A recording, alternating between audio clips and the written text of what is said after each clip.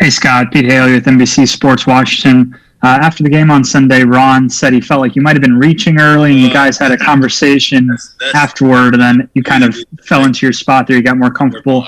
How would you assess how the first game went for you, and what comfort level did you find as the game progressed? Yeah. I told our guys on Saturday night before the game that there was going to be adversity. It's week one. It's a division opponent. Philly's a good team.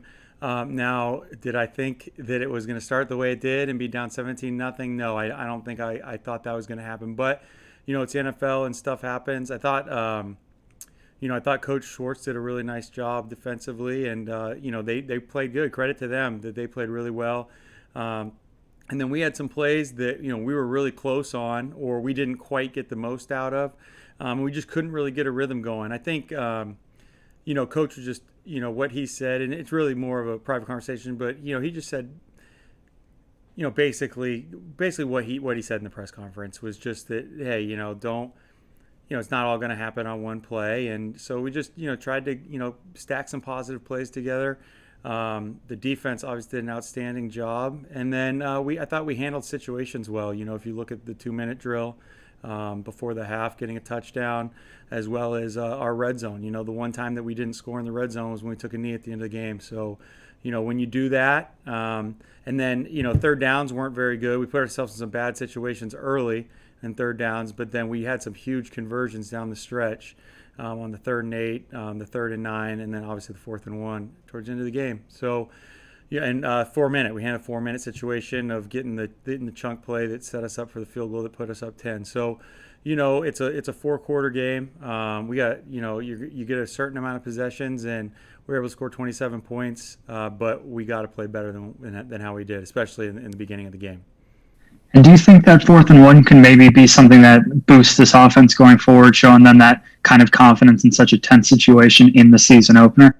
Yeah, I think so. I mean, Coach is we spend a lot of time studying those situations, and it gets a little blown out of proportion, but it's there's math equations behind it, and it's about percentages, and gets down to what gives you the best percent chance to win. So really, if you look at it that way, it's not an aggressive decision. It's listening to the numbers.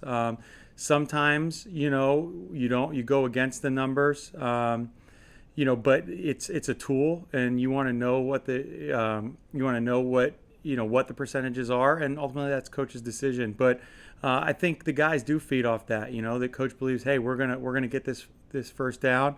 Peyton Barber did a great job. We got it blocked, got it started, and Peyton had a great effort of, running that DB over or getting over the top of him to get the first down. Thank you, Scott. Yep. Sam Fortier, and if he's not on, John Kine. Hey, Scott, John Kine, ESPN. What did you think of Dwayne's performance Sunday? I think it was a lot like the rest of our offense. He came out. I think he missed a couple things early. Like I said, Philly did a nice job of taking away, maybe some initial looks early. And I think once he settled in, practice and everything's one thing, but live football is different, and live football against a quality opponent, which everybody is a quality opponent in the NFL, is different. And I think that once he settled in, started getting a couple completions, then he was able to make some plays. I think that as an offense, and I told the guys, the first thing I do is look in the mirror and think, how can I be better? But offensively, we left a lot out there, and I look for us to improve as the season goes on. Thank you. Yep. Rhiannon? Hey, Scott. Ron talked about how important it was to go for the 4th and 1 to show the players he had faith in them, but also for you as the offensive coordinator. I mean, he could decide to kick a field goal in a situation like that. How much, or what does him deciding to go 4th and 1 and having faith in you all getting it mean for you personally? I know how Coach feels about me, so that I was just ready to make a call in that situation. If Coach decided to kick a field goal, then I'm fine with that. Again, he's the head coach, and he's gonna make the right decision on what gives us the best chance to win. And I got full faith in it. It does. Obviously you think about it. I didn't think about it at the time, but afterwards you thought about it and said, yeah, I'm glad that he did, and I'm glad we were able to come through. Thank you, Scott.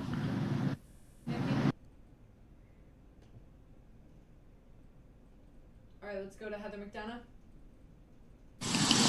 Hey, Scott, I know you just talked about Dwayne. Coach said after the game, he was just happy with his decision making. What did you see from him in that regard, and just kind of his growth from everything that you've gone through in camp to having it click in game one, and just maybe not make those mistakes that could have turned into something big for the Eagles? Yeah, so he didn't put the ball in harm's way, maybe a couple times. And that's something that we stress. We had no penalties, we had no turnovers. That's a big, obviously that's a good starting point for us offensively. And Dwayne's the quarterback; he touches the ball every snap. So obviously he's a big part of that. I think that there's probably some decisions he'd like to have back, but you're never going to be perfect in that regard. Stuff happens really fast out there, and he's got to see it through his eyes. And the more he sees it, the more he plays, I think the better he's going to be at those types of things. Matt Perry, you're on. Yeah. Hey, Scott. Just kind of curious, since you work with Cam in Carolina and you're facing Kyler Murray this week, just how have you seen the importance of mobilities for a quarterback kind of evolve, and how important is it to have a guy that can go outside the pocket or extend plays? Yeah, I think there's always been guys like that in the league. I think maybe there's more of them now. I think anything that you can do as a quarterback to help move the ball is a weapon. Obviously it starts with throwing the ball. It starts with being able to throw the ball, down the field and, complete passes. But, when you can move the sticks with your feet, when you can extend plays, when you can stay alive back and then get big plays down the field, it just adds to your book of tricks, if you will. Right. And you guys had some design runs with Dwayne, and he extended the pocket a couple times. Just what did you make of his mobility on Sunday against the Eagles? He did a nice job, and a lot of things it's basically just to keep the defense, honest at times. And if we can pick up 5, 7, 10 yards with the quarterback, then that's good. I mean, there was a big third down in the first half, got us out of kind of a backed up situation, and then we were able to get in field goal range. And I know that we missed it, and that happens, but that was big just to extend that drive as a third down play. That's when it shows up a lot, kind of third down scrambles. But there are some plays where it's not necessarily a design run, but like a read where he has the ability to pull it if he gets a certain look. And that's just something that defense has to account for. Michael Phillips. Yeah, I'm here. Oh, I'm good. Okay. Les, do you have one? Yeah, I just wanted to ask a little bit about what the I guess you're almost kind of looking at this a little bit early on without a preseason, as kind of a start. How much do you feel like it's going to take time to get that, sort of, get everything in a rhythm that you would like without a preseason? Yeah, I don't know. I mean, I felt like we weren't in a rhythm at all in the first half. I thought we got a little good rhythm right before half with the 2-minute drive. I think it can come and go at times. I think just getting that consistent feel, I can't tell you. Hopefully it's on Sunday, I mean, we're playing a good team against Arizona, but, I think we've had, times in practice where we looked, done a great job. Again, it was tough sledding, especially early, Sunday. But we got a good group of young guys that work, that are going to continue to get better and grind. And the best thing that our guys did is they stuck together and nobody panicked, and we stayed with the plan, and everybody trusted what we were doing. And again, we got put in some good situations, but we finished drives in the end zone. So, if we can continue to do that and do the stuff we did in the second half, I think we'll get better and better every week and every game.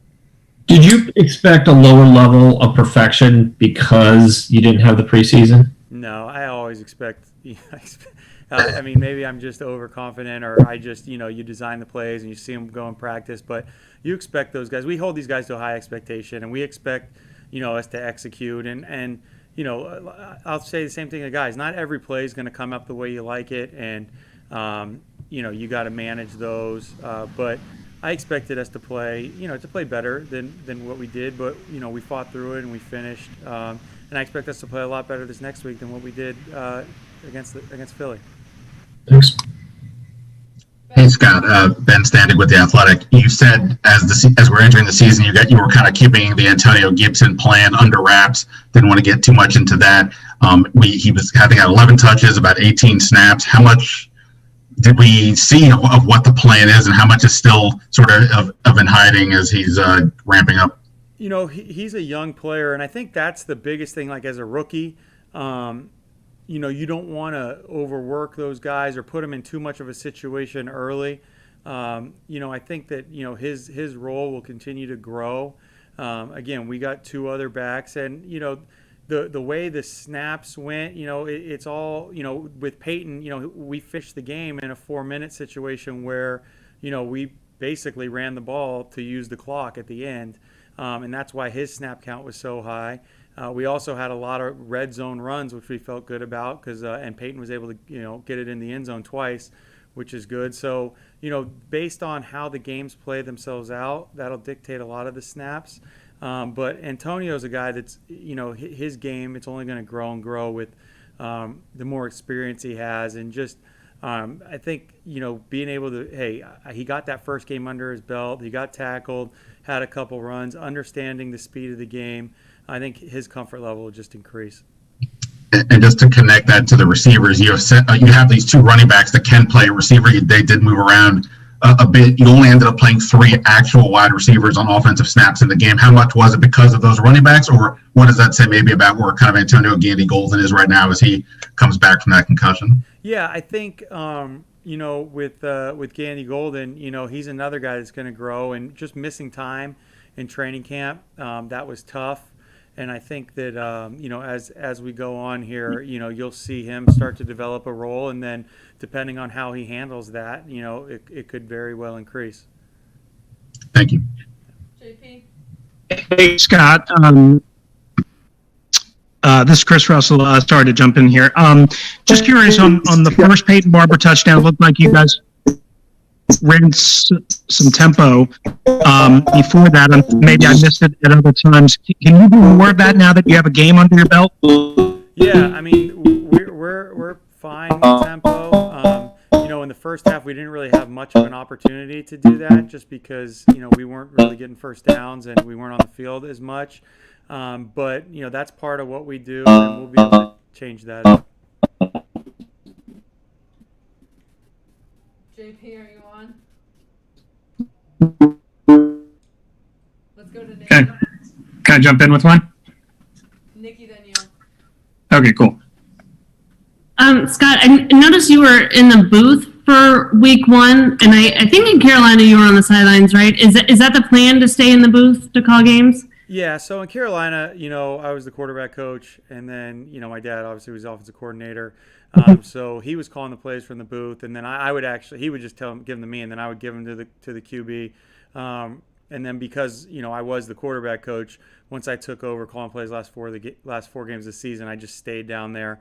But no, the plan is to go from the booth, and then I can communicate directly with Dwayne, or, you know, with Dwayne from the box. So yeah, that's the plan. Has it been any sort of adjustment for you, just in, you know, a different view being up there? No, I mean, I guess so. It is a different view, but, you know, you can see pretty well up there, so it's nothing that was difficult.